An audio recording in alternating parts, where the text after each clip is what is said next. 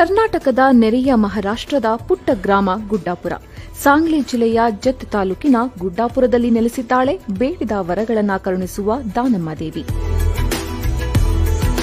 ಮಹಾರಾಷ್ಟ್ರ ರಾಜ್ಯದ ಗಡಿಗೆ ಹೊಂದಿಕೊಂಡಿರುವ ವಿಜಯಪುರ, ಬೆಳಗಾವಿ, ಕಲಬುರಗಿ ಸೇರಿದಂತೆ ಉತ್ತರ ಕರ್ನಾಟಕ ಭಾಗದ ಬಾಗಲಕೋಟೆ, ಗದಗ, ಯಾದಗಿರಿ, ಹಾವೇರಿ, ಧಾರವಾಡ ಜಿಲ್ಲೆಗಳಿಂದ ಹಾಗೂ ಮಹಾರಾಷ್ಟ್ರದ ವಿವಿಧೆಡೆಯಿಂದ ಸಹಸ್ರಾರು ಸಂಖ್ಯೆಯಲ್ಲಿ ಭಕ್ತರು ಪಾದಯಾತ್ರೆಯ ಮೂಲಕ ಆಗಮಿಸಿ ದಾನಮ್ಮ ದೇವಿಯ ದರ್ಶನ ಪಡೆಯುವುದು ವಿಶೇಷ.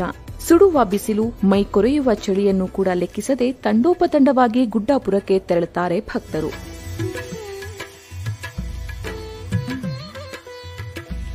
25 ವರ್ಷದಿಂದ ದಾನಮ್ಮ ದೇವಿ ಪಾದಯಾತ್ರೆ ಮಾಡ್ತೀವಿ. ಪಾದಯಾತ್ರೆ ಮಾಡೋ ಉದ್ದೇಶ ಅಂತಂದ್ರೆ ಎರಡು ಇದರಲ್ಲಿ ವಿಶೇಷ. ಒಂದು ದೈವಿ ಭಕ್ತಿ, ಒಂದು ಶಕ್ತಿ. ನಮ್ಮ ಆಶೆ ಆಕಾಂಕ್ಷೆಗಳಲ್ಲಿ ಏನಿರ್ತಾವ ದೇಹ ದಂಡಿಸೋದ್ರ ಮೂಲಕ ಆ ತಾಯಿಗೆ ಅರ್ಪಣೆ ಮಾಡೋದರಿಂದ ಎಲ್ಲ ಕೆಲಸಗಳು ಬಹಳ ಸುಲಭವಾಗಿ ನಡೀತವೆ. 3 ವರ್ಷದಿಂದ ಪಾದಯಾತ್ರೆ ಬರ್ತಾ ಇದ್ದೀನಿ.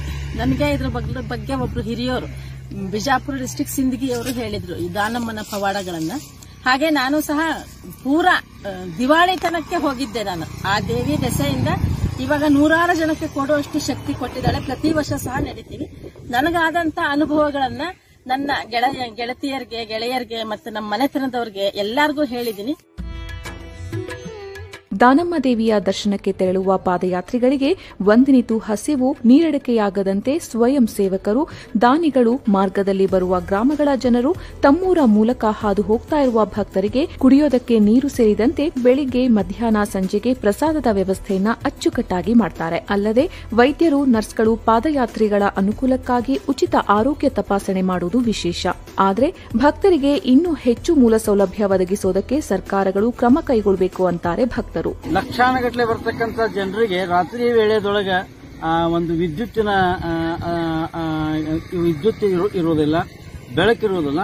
ಅದಕ್ಕೆ ಇಲ್ಲಿ ಇರ್ತಕ್ಕಂಥ ಎಲ್ಲ ಗ್ರಾಮ ಪಂಚಾಯಿತಿಯವರು ಮತ್ತು ಮಹಾರಾಷ್ಟ್ರ ಸರ್ಕಾರದವರು ವಿಚಾರವನ್ನ ಮಾಡಿ ಪ್ರತಿ ವರ್ಷ ಏನು ದಾನಮ್ಮನ ಪಾದಯಾತ್ರೆ ಚಾಲುವಾಗತ್ತಲ್ಲ ಅವಾಗ ನಮಗೆ ವಿದ್ಯುತ್ತನ್ನ ಕಲ್ಪಿಸಿಕೊಡಬೇಕು. ಮತ್ತು ಲಕ್ಷಾನುಗಟ್ಟಲೆ ಜನರು ಬರುವುದರಿಂದ ವಸತಿಗೆ ಮತ್ತು ಸ್ನಾನಕ್ಕೆ ಮತ್ತು ಹೊರಗಡೆ ಶೌಚಾಲಯ ಹೋಗಲಿಕ್ಕೆ ಎಮರ್ಜೆನ್ಸಿ ಶೌಚಾಲಯಗಳನ್ನ ಮಹಾರಾಷ್ಟ್ರ ಸರ್ಕಾರ